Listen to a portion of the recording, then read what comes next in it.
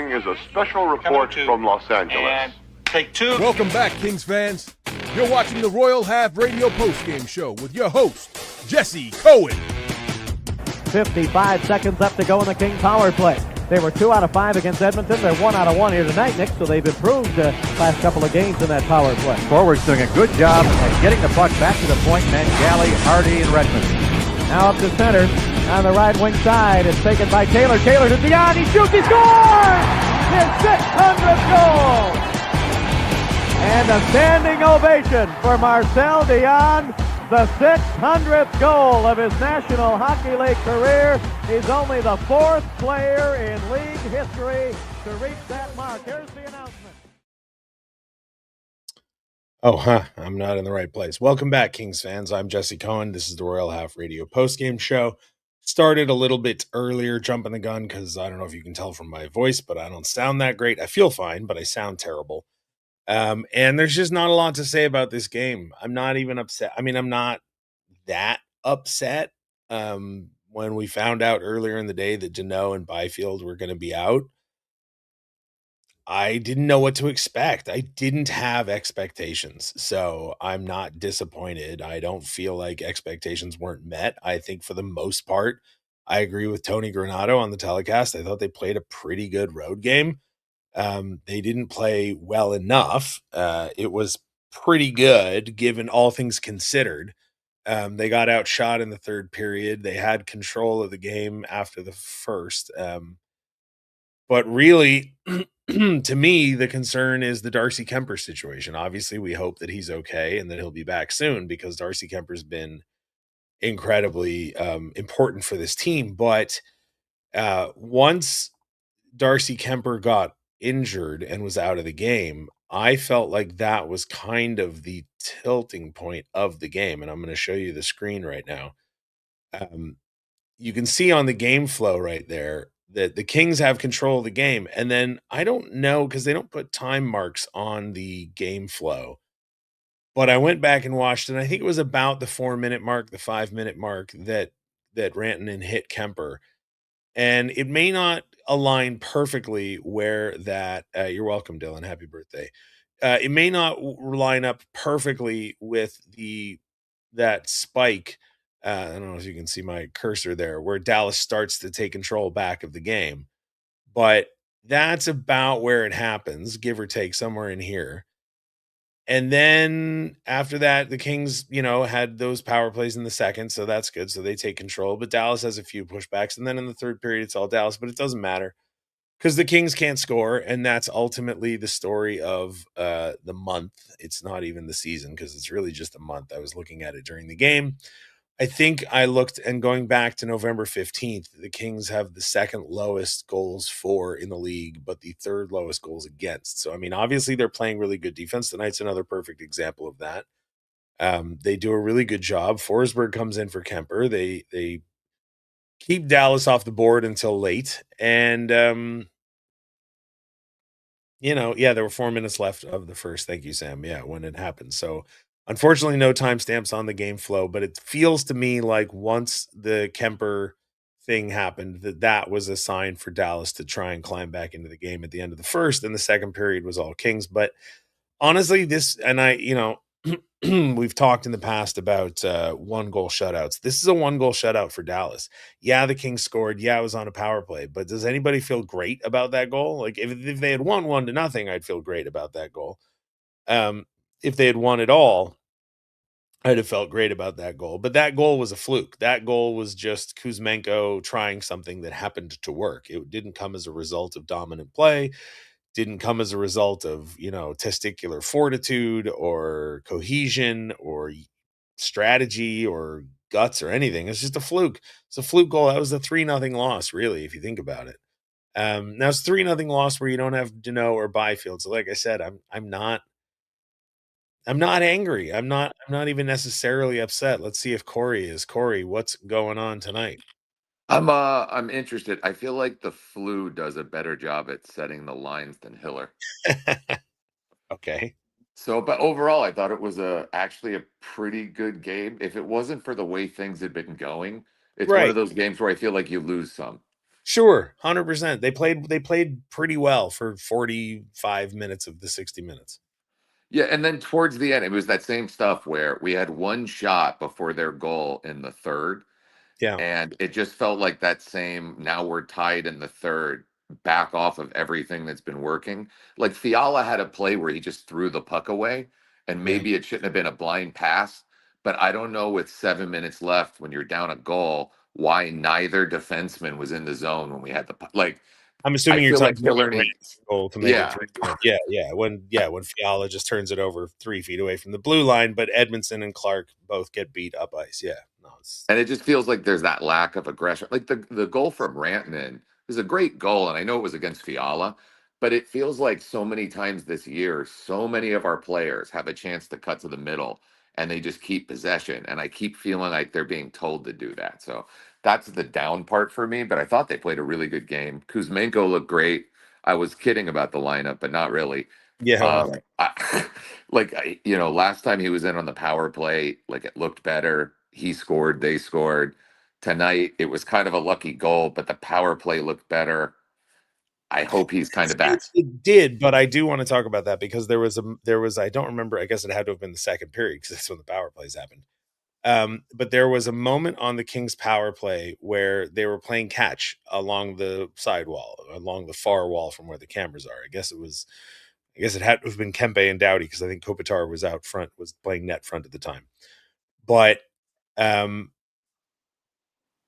it was pre Andrei Kuzmenko LA Kings power play.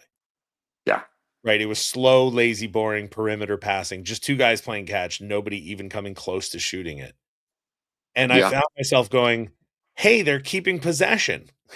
Yeah. And I was like, oh, wow. Okay. Well, it turns out I am excited about a bad power play. And as far as I'm concerned, that's proof at how bad the power play has been recently, that I was actually like, oh, this dull, boring power play that is zero threat to score that people have been unhappy with for years is actually better than whatever we've been seeing all season long. It was, So I was like, and it's kind that's of not a Kings comment, but I do think we saw that thing I hate about NHL refs today, which is them trying to make things up. Like, I don't think we were on the worst end of a bad game, but it was kind of tough. But I do want to say, Rantanen, he did the same thing to Skinner last year, and I don't think it's yeah, an accident. And I no, hope the league takes a look at it because he's they, done it they more than won't. once.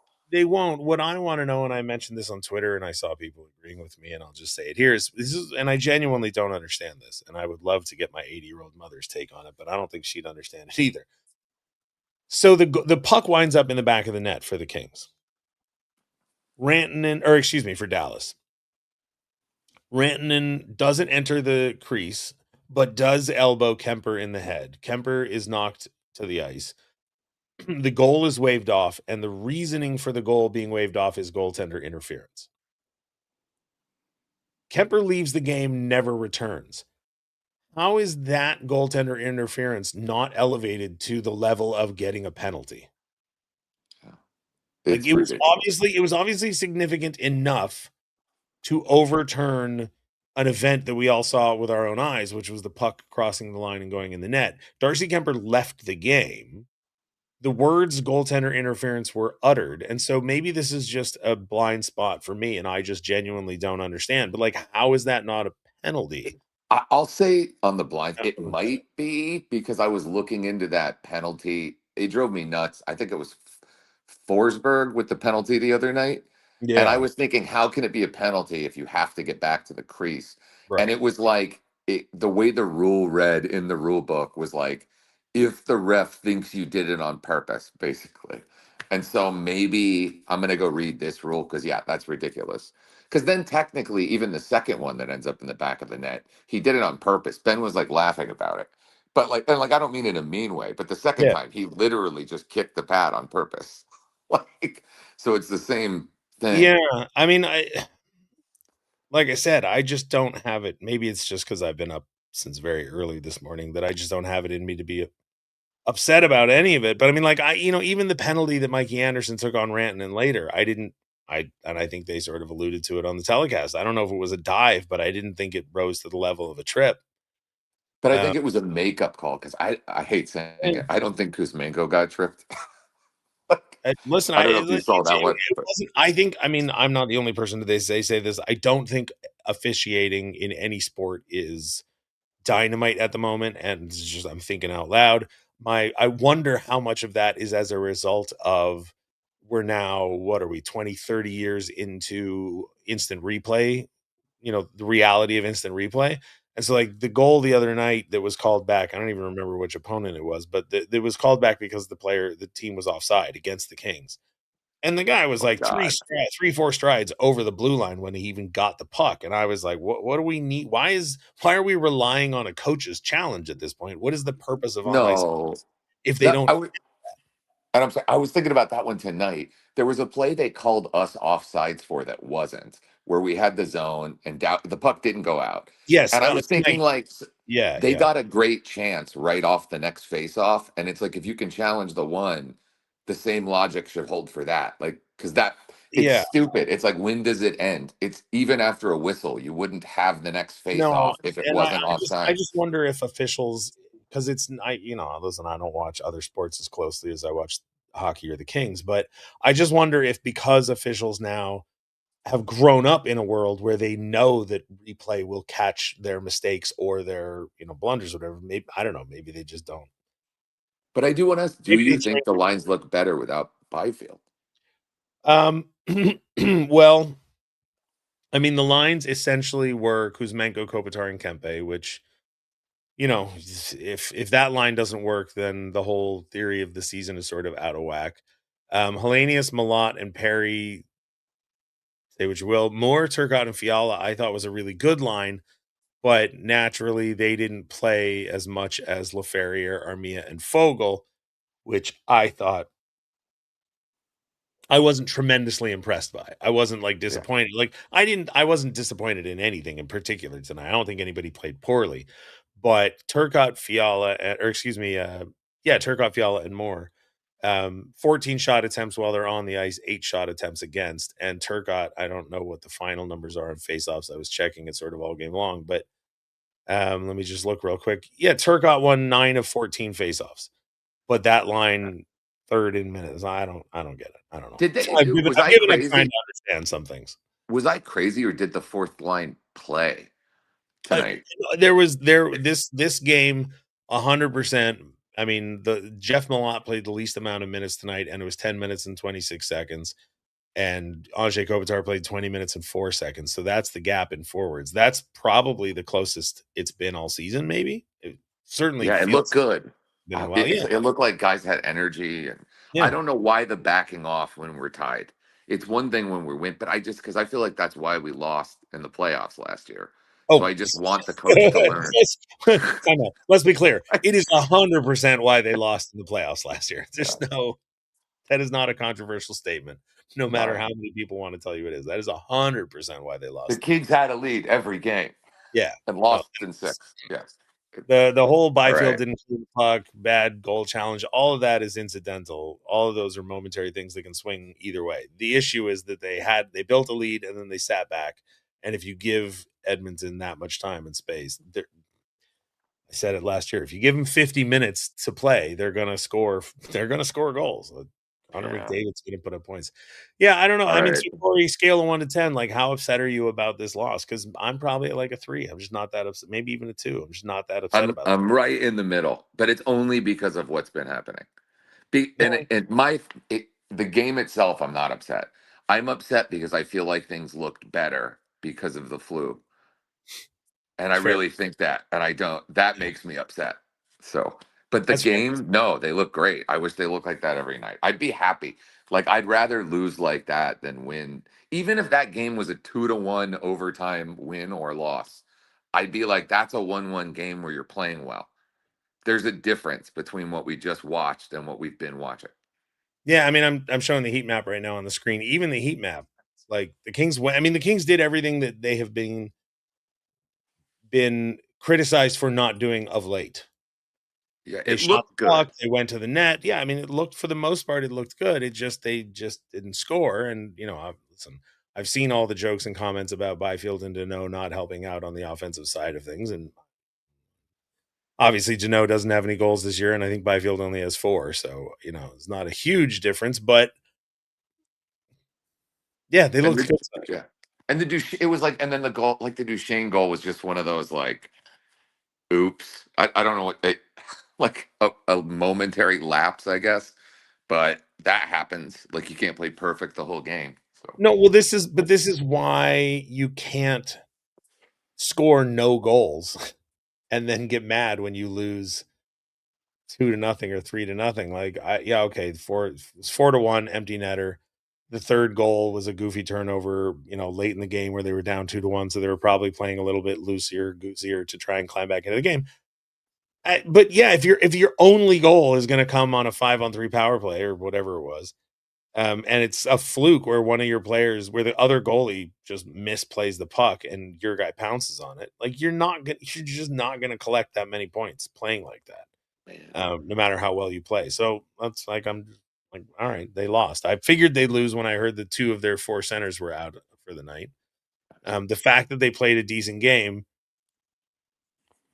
I'm actually pleasantly surprised, I guess. I guess I'm just afraid Kuzmenko will get taken off the power play for Armia, and then he'll play 8 minutes, and then he won't play again.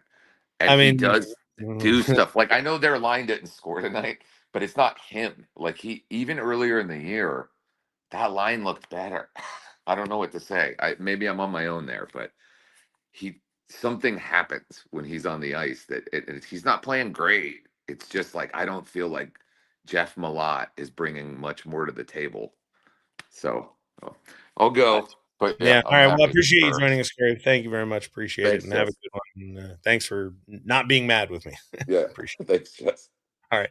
I do want to play a clip. It's the only highlight I save from the night because I don't care about the goal. Kuzmenko pounced on a misplayed puck by the goaltender and whatever. But the only thing that kind of upset me, or did upset me, I guess, is what happened to Kemper and the lack of response. And I hope this is the right highlight. Meeting right now at the penalty box to see it. You see him go to the net. He goes to the net, but Kemper's in the crease. And you can see him get bumped into and run and is the leading. All right, look, I'm going to pause it right. Back a little bit, right there. There are 4 kings on screen in that highlight with the goaltender down, face down, clearly rattled, if not injured. Clearly something happened. And like I said, 4, if not 5, is that on the far right? Is that the leg of a 5th king? Are all 5 kings actually in frame? And there's Rantanen right in the middle of it. Cece's looking at the ref. Fiala's looking at the ref. Turcotte's looking at the ref. Dumoulin's looking at the ref. And I don't even know who that 5th guy is. But, like, nothing. And I don't like it when teams overreact to clean hits. And I don't like it when the immediate reaction to any kind of contact is, oh, we've got to go immediately to violence. I find it boring. I find it counterproductive. I don't like it. But what are you out there for? Like, Rantanen, and again, it's not as if a innocent baby bird flew onto the ice and accidentally clipped the goalie and it was a freak accident. It was a guy who, as Corey pointed out, has a track, and plenty of people on Twitter, has a track record of doing this. He drove the net, he made contact with his elbow, your goaltender's hurt and down, and then the rest of the game, nothing. As Freddie says, nobody went after Johnson as well for the shot with Kemper face down. Like, Rantanen, for the rest of the game, nobody ran him. Nobody, tried to hit him. Sorry, there's a bug flying around my face. Nothing. He scores a goal. He draws a penalty. He had an absolute impact on that game, and there didn't appear to be any consternation. And I don't want to be too like dramatic about it because stuff happens and it happens in the moment. And maybe nobody realized what was happening, but like, Darcy Kemper has been responsible for how many points this team. Yes, Matt, that is an excellent point. Matt Celebrini went after a dude, and then I think they were down 5-1 in that game. And I think Celebrini took a penalty, maybe not a penalty, but like jumped a dude. And then they wound up, if I'm not mistaken, winning that game 6-5 in overtime. And yes, Matt, you pay all these, like, that's the thing that boggles my mind. On a night when Byfield and Deneau were out of the lineup, and so you had Malott, Hellenius, Perry, Dumoulin, Cece, Armia, you had all these guys who were brought in because they're 6'3" and taller. And nobody did anything. And like Hellenius is not a bruiser. Hellenius is not a fighter. People talk about him like, oh, he's got some sandpaper in his game. Like, all right, he's got a little bit. I don't know. There have been some psychopaths on this team in the past. Sammy Hellenius is not a psychopath. He's a very nice man. He's very tall. He's very big. He's very strong, but he's not like a lunatic. But nobody did anything at all. And that to me is the only part of this game that upsets me a little, is that, okay, you lost. I sort of expected they were going to lose, but then, you know what, we're just going to jump into it right now because I wasn't sure. I was trying to find a royally bad take. There we go. Trying to find a royally bad take, and I found one, but I wasn't sure it was going to apply, but then this game happened. So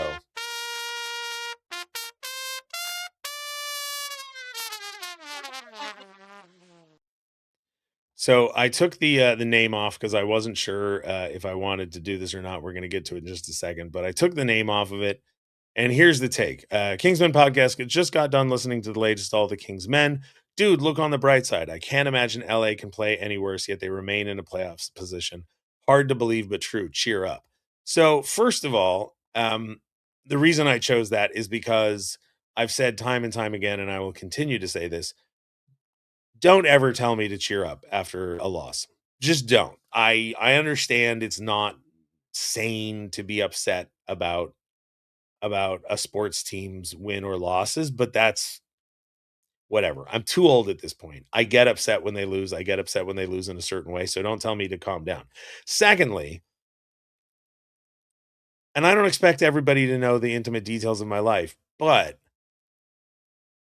in the calendar year of 2025, I went to the emergency room with pneumonia and sepsis and found out that I had lymphoma.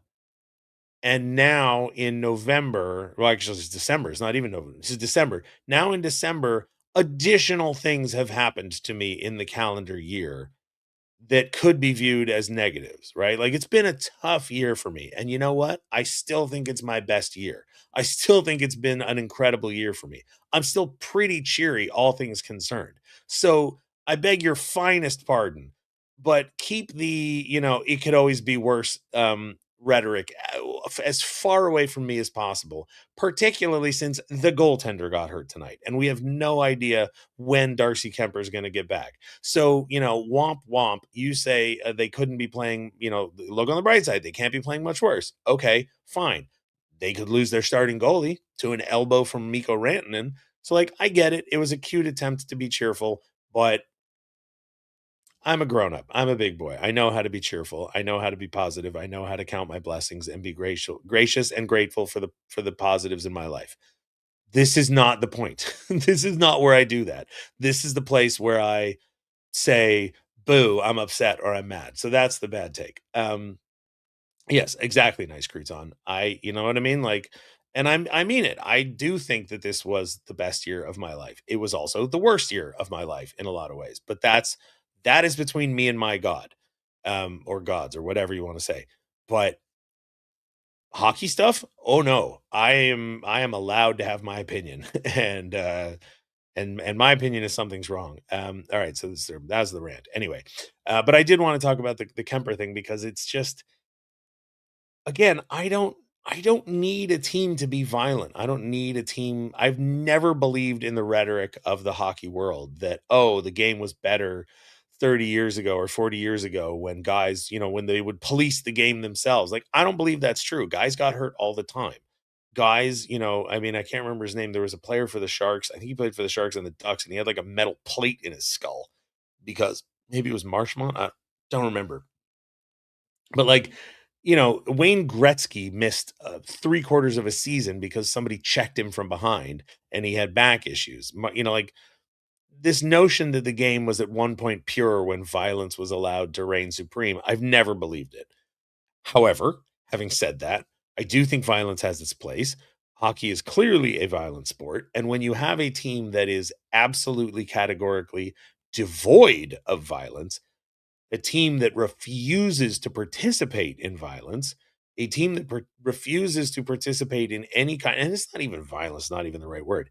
The team refuses to engage physicality. I'll put it that way. Yeah, Fedoruk had a plate from a Derek Bugard KO. Maybe that's what I was thinking of, John Nick. But physicality is a tool in hockey, right? It's not a contact sport, it's a collision sport. You're allowed to make contact in most sports where opponents share the field, right? In basketball, you are allowed to make contact with your opponent. You're not allowed to just crash into a guy. You're allowed to crash into guys conditionally in football and hockey. They are collision sports.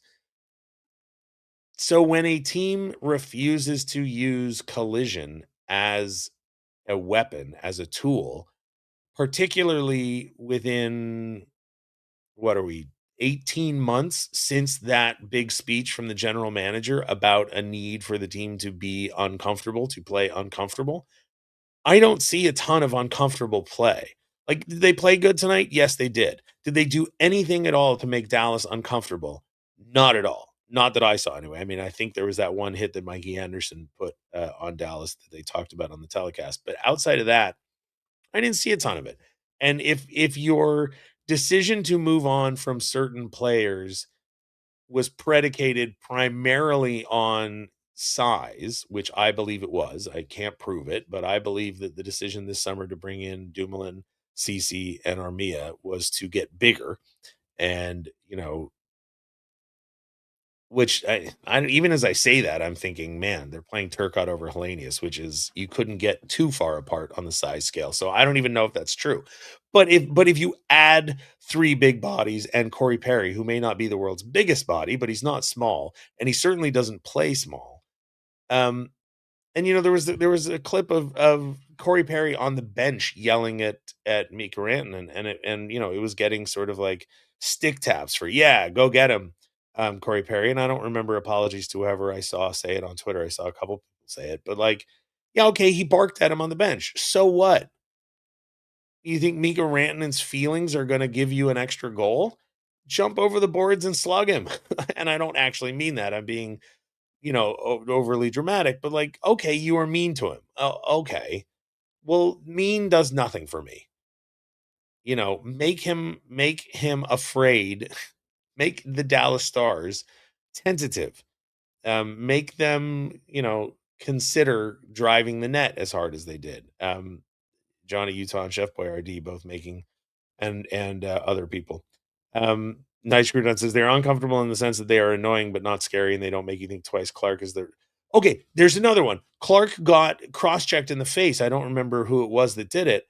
And listen, I don't know if Clark, he must have said something to the guy because he was pulling on his jersey and they were going back and forth. And then it took a few seconds before the guy finally turned around and cross-checked Clark in the face. But there were two or three teammates within eyesight of that incident. And I get it. Clark's young and he's brash and maybe he talks too much. I don't know. I don't think he does, but maybe he does. But for God's sake, he just got cross-checked in the face. If for no other reason than optics, do something. And nobody did anything. And that's why I'm disappointed. I'm not disappointed at the outcome. I'm disappointed in that because Kemper got hurt and it didn't seem to upset the team. And I mean, I think did the Kings get a 1-0 lead? Was that? I think they did, right? They had a 1-0 lead in this game. Yeah, they scored the first goal of the game. Then when Duchesne scored and it was 1-1, I genuinely thought, oh my God, this game's going to end in a 1-1 tie. It's going to go to overtime. The Kings will either win or lose in a shootout or overtime. And the story will be what an incredible performance Anton Forsberg gave in relief of Darcy Kemper. And we won't be talking about anything else other than that. Now, as it turns out, they lost 4-1, so the tone might not be as shiny. But Anton Forsberg did come in and perform well. He allowed 2 goals, or 3 goals actually. I wouldn't say that, certainly don't blame him. He was, called in under pressure and I thought he played perfectly fine. But again, the story of this game has to be that they just don't score. And I don't know what the solution, genuinely, I don't know what the solution to that is because it's crazy. Yes, Taylor, you're right. Look at the Islanders' reaction anytime that someone hits Schaefer, even when it's clean. And like I said, I'm not advocating wanton violence. I'm not advocating the Kings becoming a psychotic mess every time somebody sneezes on them because that can be dangerous too. You get a bad reputation, you lose your composure. Composure is right. Anybody who's listened to me for more than 7 years knows that the word composure is important. So you have to keep your composure, but composure is only useful if it's helping you win. And the Kings didn't win tonight. And this notion that they're in a playoff spot, I'm just not impressed by it anymore. I think the Kings should make the playoffs. I've looked at the standings. I've looked at how many games there are left. So, I mean, looking at the standings right now, the Kings are in third place in the division. Anaheim won tonight, so they move up. So now Anaheim and Vegas are tied at 41 points each. Vegas has a game in hand on LA. LA has a game in hand on Anaheim, but they're 4 points behind Vegas and Anaheim. I don't think Anaheim's going anywhere. I was one of them. I was like, I don't know if this Anaheim Ducks team is for real. Well, at this point, I believe they're real. We're 33 games into the season for them, 32 into the season for the Kings. So the Kings have 37 points. They're in third place in the Pacific. There's 50 games left in the season. Edmonton 1 point behind them, but the Kings have a game in hand. So yes, Dolphy, the Oilers could pass them tomorrow. But more importantly, the Kings are 2 points ahead of the Sharks, 2 points ahead of the Mammoth, 5 points ahead of the Jets and the Blackhawks, 6 points ahead of St. Louis, 7 points ahead of Seattle and Nashville and Calgary, and 10 points ahead of of Vancouver. So in order for them to miss the playoffs, they have to lose, like they have to stop getting, bonus points in overtime and shootouts. And like 3 teams have to outperform them down the stretch. I could believe that one team could outperform them. I could believe that Edmonton could catch them and pass them. I could believe that Winnipeg might figure it out now that they've got Hellebuck back. Winnipeg is only 3 points back of a playoff spot, not in the Pacific, so they don't have to worry about that. But as far as just passing them from a wild card spot, I wouldn't be surprised if Winnipeg and Edmonton put on late season pushes. But then that means that either San Jose, Utah, Chicago, St. Louis, whatever, has to outperform the Kings down the stretch through 50 games. And I wouldn't be shocked if the Kings are able to hold on to a playoff spot. I also, at this point, wouldn't be shocked if somebody else gets hot and the Kings slide. I mean, they're a bubble team at this point. They're not great, but they're not terrible. And we've talked about that on past shows. They just are what they are. So yes, they play well enough to stick around, but not well enough to put teams away. That is it. And that's part of my problem with, and like John and Tony on the telecast tonight, I don't blame them. I thought they did a great job. It was a good job professionally, right? It's a perfectly sharp, perfectly clean, tailored, broadcast, but I'm not impressed by the stats that they threw up about how many close games the Kings have been in, right? They put it on the telecast at one point that what I think the Kings have spent 83% of time while they're playing within one goal of their opponent, either a lead or behind or tied, whatever. And it's sort of played for like a laugh. And I'm not in the mood for laughs right now. And one of the things I loved about Bob Miller was that every now and then Bob Miller would come out and slam the team. Not always. For the most part, he was relatively complimentary and relatively positive. But once in a while, Bob Miller would just be like, yeah, you know what? These guys suck. And he wouldn't say suck, but on a night like tonight, I was watching it and I'm just like, okay, this is a good game. They played well. They played well. I'm not mad about how they played. But I'm not in the mood to be cheered up by details that are symptoms of something going wrong. Matt, you're going to have to explain this comment. Matt says John Rosen caught trouble for saying what he did at the start of this year, but he nailed it. I actually don't know what you're referring to. I talk to John every now and then. I had a party this summer celebrating my completion of chemo. I invited John. He showed up. So, I mean,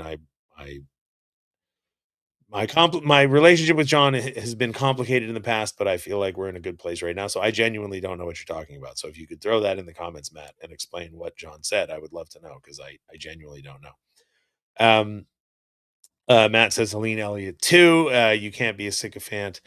I mentioned Helene's article on the last one, and my only problem with Helene Elliott's article is that I think it's, how do I even want to say this? I think she's right. I just don't think it's coming from a worldview that I agree with. Like, she's talking about it as if there's a solution out there, and I just am not sure there is. And she's talking about, like, oh, the power play woes. And my attitude is the power play is not having woes. The power play is historically terrible. Like, so it's not even that I don't think she was harsh enough. It's just that I think she was harsh in a way that I don't think matters. Like, okay, it's time for the GM to make a big move. All right, I guess. But it's just a much more complicated conversation than that. Okay, so here's the Rosen comment that Matt was alluding to. He said that the Kings would miss the playoffs because of the additions and the rise of the Ducks team. Well, for right now, he's very close. The Ducks definitely came out of nowhere, which I think is part of what makes this season so weird. But for the time being, the Kings are in a playoff spot. And I mean, somebody said it in the comments. Apologies if I don't remember who said it. But yes, if the Kings make the playoffs right now, do I have faith that they would win a playoff round? Not particularly. If the season ended today, the Ducks and the Kings would play each other in the first round. And honestly, I think it would be a bigger rivalry series than the first time they did in 2014. But I think it would be close because the Ducks are still young and who knows, whatever. But with this power play, I don't have faith that the Kings would win a round. I think they could win a round. I'm not like convinced that they would. Certainly wouldn't put any money on it.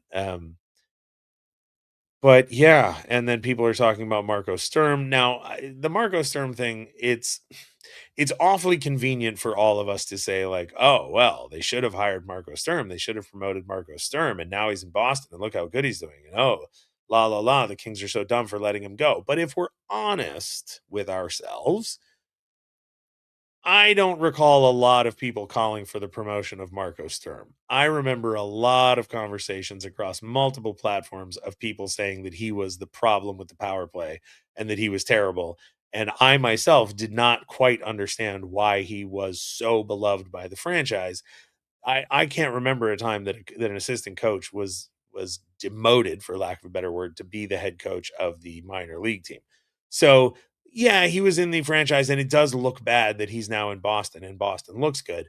But let's all pump the brakes on, like, oh, the Kings should have gone. Like, if the Kings had hired Sturm instead of Hiller when they did, maybe a year and a half later, people might have been happy if it turned out well. But if it didn't go well, people would have been apoplectic because people were not a fan of Marcos. I mean, Marcos Sturm goes right in line with all the other power play coaches over the years that have been Jamie Compon and Van Boxmeer. I mean, for those of you who can remember the days on Let's Go Kings, fire Van Boxmeer. Calling to call the power play coach is a time-honored tradition among online Kings fans going back almost 30 years now. So, and like, I get it. It's a bad look. He's in Boston. Boston is doing well. He was in the Kings system for 4 or 5 years, whatever it was. It's a shame, but I just think, let's be serious, that nobody wanted that to happen. It just happens to look bad. Yes, if Alex Turcotte had 20 goals like Morgan Geekie, we wouldn't be talking like this now. Sure. And if my aunt had wheels, she'd be a bicycle. I'm just saying, I get it. There are some things that I mean, you can criticize whatever you want. I just think there are some things that it's a little convenient to look back and ignore the mood, in the past. Now, if the Kings miss the playoffs this year, and I'm saying if the Kings miss the playoffs this year, I will say that the people who were upset about a lack of significant change this summer will have ground to stand on, right? That's the thing where people say, oh man, mistakes were made. You should have gone a different direction. And then if at the end of this year it turns out that the team didn't make the playoffs, you get to dunk on everybody, for at least a calendar year. And I hope you do. I hope you enjoy it. If they do make the playoffs and lose in the first round, I guess it's the same thing. I mean, I don't know. I'll ask the comment section. If the Kings make the playoffs and lose in the first round to Anaheim or Colorado or Vegas or anybody but Edmonton, like let's say it goes 7 games with the Ducks and then they lose in game 7 in over. Let's just say overtime. Let's just say triple overtime game 7 against Anaheim in the first round with Anaheim having the home ice. How upset are you? If they go up against Colorado and it's like a replay of the early 2000s where they take Colorado to 7 games. And I mean, it's a serious question. Like, how upset would you be? No, Johnny Utah, I don't think you. I mean, first of all, finally, it's been 32 games. Like, calm down on finally. I know you don't like the guy, but there's no such thing as finally when it's that. Hold on. Why is there? There are comments that are showing up on the screen that I'm not getting in my comment section. That's very weird. Sorry, I'm distracted by that. So I'm going to hide the comments because I can't see them to remove them, but I can see them on the screen. Anyway, LA King Steve says, if we lose in the first round, it's just as bad. I'd rather not make the playoffs than lose in the first round. That's I genuinely don't know how I feel about that as of today, because the Kings, even if they were to collapse and miss the playoffs, I don't think they're close enough to the bottom to really be a contender for like a great first pick. So maybe I'll put the comments. People are saying they don't see them, but I mean, I see them right there on the screen. Anyway, whatever. I'm simulcasting on Facebook, YouTube, and Twitter, and I don't recognize the logo on the screen. Maybe I'm the only one seeing it. I don't know. Anyway, Deno for Josh Anderson, calling it now, says Johnny Utah. Salary wash and Kings get someone with grit. Hiller might actually play. I mean, do you actually believe that? Is my only question. Like, do you actually believe that would help, or was that just rearranging the deck chairs on the Titanic? We're going to go to the text line. 818 says, please no more of this. Jesse, make this game stop. That was from Wednesday. Sorry. This is not today. I'm looking at old comments. Sorry about that. 726 tonight from the 661. Just wanted to say something about that second Dallas goal. Felt like CC wasn't playing with any urgency on that play. He lost a puck battle in the corner and then didn't box out in front of the net, allowing the tip in. Can't play like that went down with so many guys in the first place. Yeah, it wasn't a great play, but again, if you're only scoring one goal, every mistake gets blown up. I'm blanking on the word. Elevated. Only Foss fan says, if we lose the first round again, it's time for more than coaching changes. Time to move some pieces if possible. Players aren't getting younger. Well, that is true. All right. Does really nobody see these comments? I don't understand it. I don't understand how they're showing up on my screen, but not in the comment section. Anyway, whatever. I'm obsessed with that. Sam says, I have very low expectations this year. Unfortunately, Kings are meeting them. Not going to be too upset. More disappointed they didn't exceed expectations. Yeah, that's kind of where I'm at right now. Like, I'm not even mad. Nathan Patterson wants me to try and call him. Nate, if you're watching, I'm going to try and call you right now. Sorry, it's 40 minutes ago that you wanted me to call you, but I will definitely try and do that right now. So I hope you are still watching, Nate. Sorry, I'm totally discombobulated. I'm frequently discombobulated when I do this, as you guys know. But yeah, I just don't know. I don't know how upset I would be. I kind of would expect it, and so it wouldn't be that big a deal to me. All right, we're going to try and get Nate on here. Nate, I hope you're watching. Apologize that it took me so long to see that message. Oh, Nate. yes, what we doing? What's going on? Sorry it took me so long to call you. Oh no, you're good. I don't know if it was on my end or on your end, but it said I was in the backstage area too. I don't know if that showed up or not. I did not see it. Oh, yeah, I've been trying to figure out that thing, but the phone's easier for me, so we'll just click here. Yeah. Not much to say that you haven't already covered. Pretty much took all the words out of my mouth when it comes to getting Kemper getting hit. Just, I mean, in the last 2 weeks, I think I've tweeted at the show about. I mean, there's a play when Kempe just after he got dumped in the corner just after he signed a contract. It's like you pay that guy. Someone has to stick up. Kopitar got dumped last week, and it wasn't even a horrific play or anything, but it's just if someone's going to play physical with your captain who's 38 on his way out, where's someone to step up and, hey, you're not going to do that to our captain. You're not going to do that to our franchise legend like that, and we're not going to come after you. I'm not talking,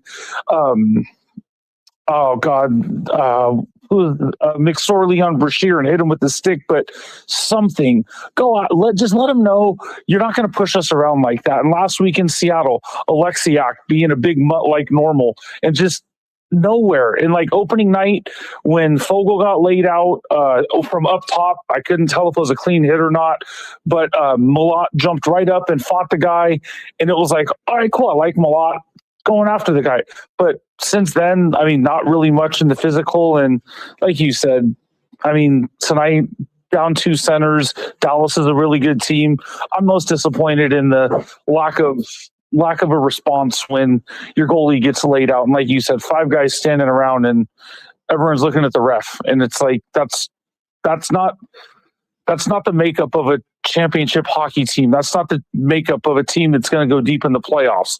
You got to be playing for each other. And I don't see a lot of that. You got a bunch of skilled guys, but I don't see much, chemistries. I mean, there's spurts of it, but not a lot. But then again, I've been a Kings fan for 30 years or so. So one run 12 years ago, 13 years ago now doesn't make me think they're going to win the cup every year. I'm used to losing more than I'm used to winning. So at this point, I'm just watching it's what we do. Yeah, well, so there's 2 things that I thought about this game with the loss of of physicality, let's say. One is I was watching a clip of the Steve Dangle podcast, and they were talking about Easton Cowan's first goal, and they were talking about how the bench went crazy for him and how they were so excited that he scored, and they were talking about John Tavares, and he looked, they said nobody in the building cared, but the guys on the bench cared. And I was thinking about Phil Deneau, because there were definitely some plays in that 6-0 win over Chicago where they were clearly like trying to set Deneau up for goals, and the team has clearly been trying to get Deneau a goal. And I thought, okay, well, I don't know what it means, but I do find it interesting that the team is willing to change the way they play to try and crowbar a positive thing into a teammate's game, but they won't do the opposite. They won't like defend somebody if they get it, if they get hit. I don't know what it means, but it definitely doesn't feel like a team right now. But then they'll play a game like this where they play great for 40 minutes and you go, okay, well, maybe they are. I don't know. But then the Kemper thing, I don't know. I'm not even, I don't know. I was just hearing you go back and forth and listen to people's comments. I mean, I'm not convinced they're going to make the playoffs. I mean, like everyone has said, take away the overtime points and it's a real rough looking record. I mean, and even if they get in, I mean, I don't know. I don't have much confidence in him right now. I mean, look how many games Kemper's stood on his head and they end up losing. And this is, obviously you have to score to win. It's great that they have good defense, but if you're scoring 1-2 goals a game, I mean, especially when the playoffs come and you're playing the best of the best, you got to be able to score more than 2 or 3 goals, or 1 or 2 at this point. Yeah. So, yeah. I mean, yeah, it is what it is. I mean, if we're having this same conversation Thursday after they go to Florida and play 2 tough teams, I mean, I don't care how many times you beat the lower teams. If you're not beating the better teams, it's not going to matter when playoff time comes around. So we'll see. All right. Well, I appreciate you joining me, Nate. Sorry, like I said, sorry it took so long to see that message and reach out to you, but appreciate you joining me. And no worries. Have a good night. We'll talk to you soon. Yeah, I mean, I don't want to overreact, but we've reached a point now where it's like there was a moment, I want to say 2 years ago. I think it was the season where they fired Todd McClellan and promoted Jim Heller. And somebody that works for the LA Kings, won't say who, I was having a conversation with them, and I was just asking them at the time, like, what's going on with this team? Like, where are we at? What's happening? And the response was, I can't believe we haven't fired the coach yet. And I was like, I was kind of stunned at that response. I was like, really? Like, he was like, yeah, I mean, I don't even think, and again, I don't even necessarily think, I've said this a billion times about John Stevens, I don't even necessarily think it's the coach's fault, but sometimes when nothing changes, you just can't not do anything. You can't keep doing nothing. You have to change something, because otherwise the message you're sending is, yeah, nobody cares. This is fine. And that's dangerous. So I don't know. I don't know. I don't know what the solution. Anyway, going back to the text comments. Again, you can text in a comment if you want, 323 blanking on the number here, 628-1008.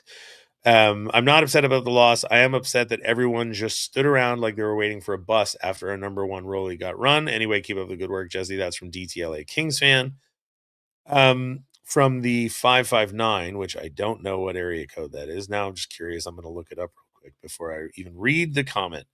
Oh, Central Valley. Okay, Fresno, Visalia, and Clovis. All right, so it's California. From the 559, there's no power of friendship on the team. Binnington got ran today, and the Predator who hit him had to fight nearly every blue on the ice after. Where's Dursey when you need him? He would fight. Dursey 100% would fight, and for anybody who listens to me and my silly theories about the power of friendship, Sean Dursey was 100% in that part of the equation that equaled the power of friendship, and I understand fully what Sean Dursey's flaws were. I understand that he was not a perfect player, but Sean Dursey would fight. Sean Dursey was good in the locker room. Sean Dursey had personality. I liked Sean Dursey. I do like Sean Dursey personally. I still have a bag of M&Ms he threw me one morning. I was standing there in the locker room, and Sean Dursey called out my name, and I looked up, and he said, "Hey, you want some M&Ms?" And I had no idea what he's talking about. And I said, "Yeah." And he tossed me a bag of the extra, the family size M&M bags, whatever, the share size, whatever. It's like, it's not huge, but it's bigger than a normal bag of M&Ms. Anyway, he threw me a bag of M&Ms. I put it in a shadow box with a Sean Dursey card and a Sean Dursey puck, and I still have it because I really liked Sean Dursey. So yeah, you get rid of guys like that. Johnny, Brandon Lemieux, it was time for Brandon Lemieux to go, but Brandon Lemieux served a purpose when he was here. And unfortunately for Brandon Lemieux has a shelf life, I believe. And Brandon Lemieux lived his shelf life. But I will say that the Lizotte, Lemieux, and Kaliev line was a huge part of why that team made the playoffs that season. And Brandon Lemieux, at his peak as a member of the LA Kings, had the support of his teammates. I was just watching, I don't know if any of you guys know who John Boy Media is, but John Boy is the guy on social media who does the lip reading, usually for baseball.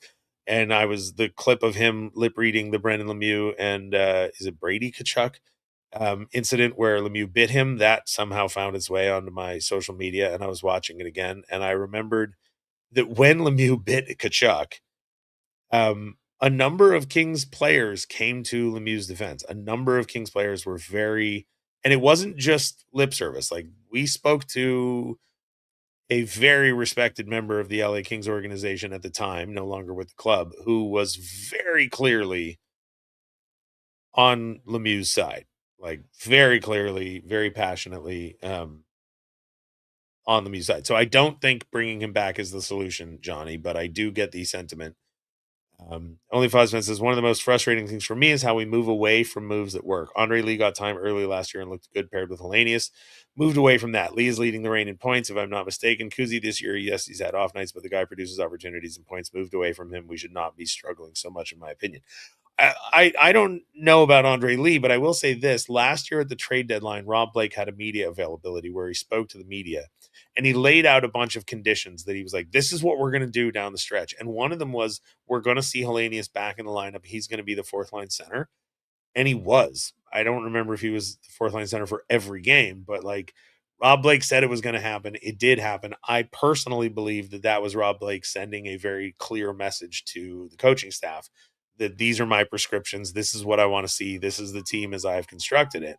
So when Ken Holland made the comment shortly after being hired this summer about Alex Turcotte replacing Sammy Hellenius, and I like Turcotte. I think Turcotte's played well. This is not a knock on Alex Turcotte. There's plenty of other ways you could get him into the lineup than swapping him for Hellenius. But when Ken Holland came in and said, yeah, we're going to give Alex Turcotte a shot at fourth line center, which sort of ipso facto meant that Hellenius would lose his spot, I did find it curious, because prior to him making that statement, I think the assumption would automatically have been that the team that finished the season last year would be the team that started the season this year. You had a forward core almost identical to the end of last season with the additions of Perry and Armia. I just assumed the fourth line would be Perry, Hellenius, and Armia, which would be a physical, imposing fourth line that could bring sandpaper, but it didn't happen, and I just thought it was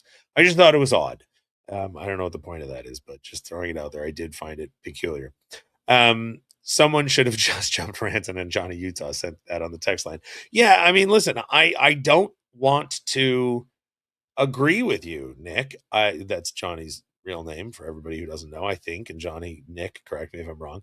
I don't want to agree with you. I don't like saying a guy should jump somebody else. I generally speaking don't think that's a solution. I don't think that's a good way to go through life. I don't think that's a healthy way to view the sport. However, in this particular case, yeah, you're right. Somebody should have. And if for no other reason than to make a bunch of frustrated Kings fans online feel better about it. And I know that's not a good enough reason, but whatever. I just think it would. All right. So Steve, whose comments I can see on my version of the screen, but I can't see in the comment section, says, LOL, you can't have Armia on your first nor second line nor the power play. I don't disagree, Steve. And I do think, I mentioned it the other day, or maybe it was on All the King's Men. I don't know. I talk too many places and I talk too much. The fact that Armia is getting so much credit and so much praise is only possible because Kuzmenko's not playing.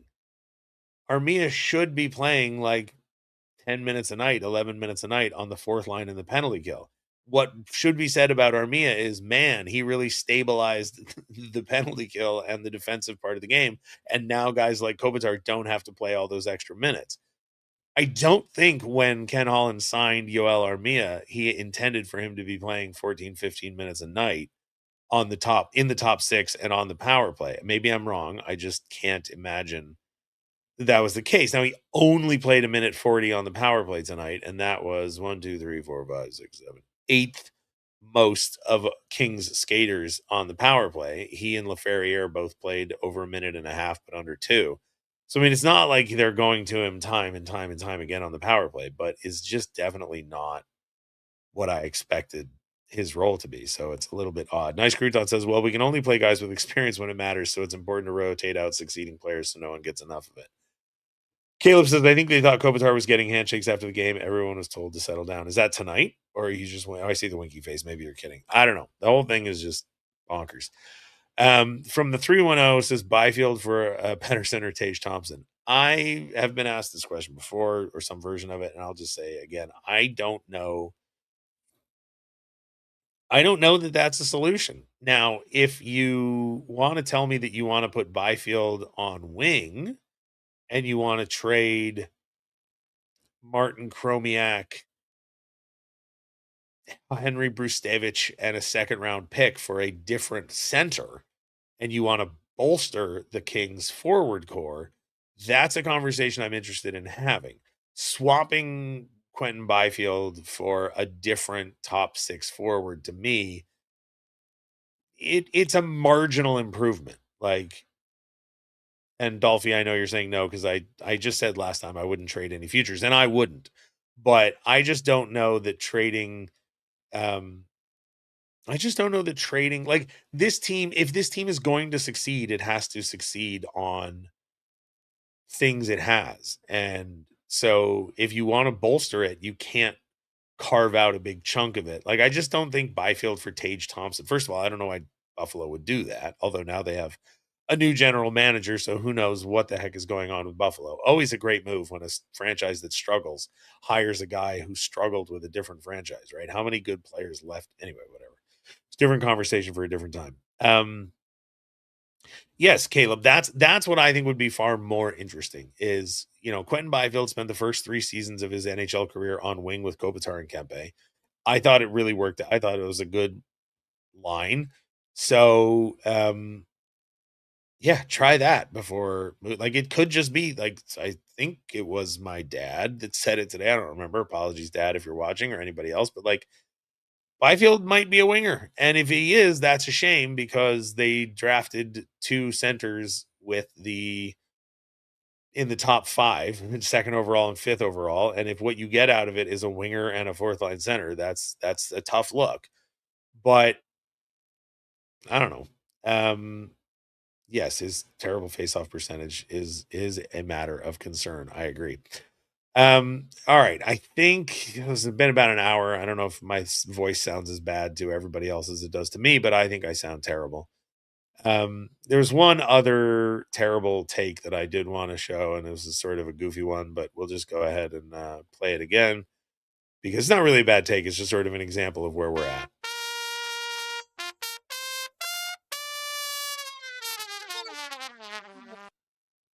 All right, and I'm going to have to load this from my computer, so give me 1 second, but here we go.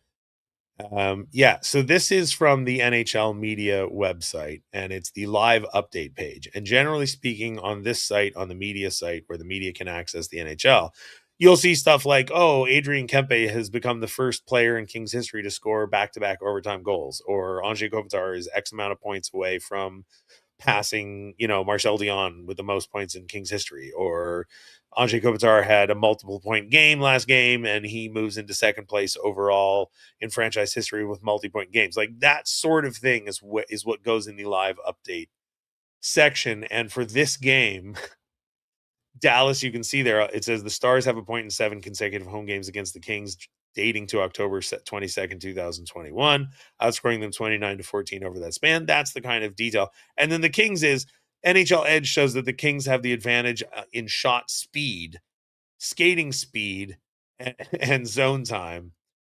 Click here to view a detailed team versus team comparison. That's nothing. That's nothing. That's not a live update. I don't care about shot speed. The advantage in shot speed, who cares? Who could possibly care? It's a little interesting that the Kings hold the advantage in zone time, but not really. Like, so that's where we're at. Like, even the NHL media website has sort of run out of interesting things to say about the team. They're just throwing up edge stats, which is who skates fastest, who shoots fastest. Who cares? Who could possibly care? And unfortunately, that's sort of where we're at 32 games into the season, in a game where they played pretty good, but not great, and they lost their starting goalie. And the end result is that, like, I'm not that upset. They do have to find something to positive to post, Sam. You're right, but like, you can find something. And yes, Caleb, I agree. Tony Granato, I thought, did a very fine job. He was trying real hard to do what he was hired to do. I've said time and time again, I want my broadcasters to be homers. Unfortunately, when the team is not playing well, homerism doesn't land great. And I don't think Tony was being a homer. I just think Tony was trying to do right by the team that hired him to fill in. They didn't hire him to fill in and come in and shit all over the team. They hired him to come in and call a game. So he did it, and I thought he did a good job. But yeah, it's tough when you score 1 goal and it's a fluke and the team is on a, I guess if you count overtime losses, they're on a 3-game losing streak now. So anyway, I don't have audio from Jim Hiller, but I'm sure it'll be available soon. Been going on for more than an hour. I think I showed everything I want to show. So thanks everybody for joining. As always, you can listen to All the King's Men. We've got an interview with Adrian Kempe coming up. We've got an interview with Carter George in the books. We have the interview I did with Tony Granato that's available now, and we'll be doing King of the Week every week. And of course, we'll keep doing the Royal Half Radio postgame show. I've been Jesse Cohen. You've been Kings fans. Thanks for joining. Thanks to Corey and Nate. And we'll talk to you on Wednesday after they play Florida. The following is a special report from Los Angeles.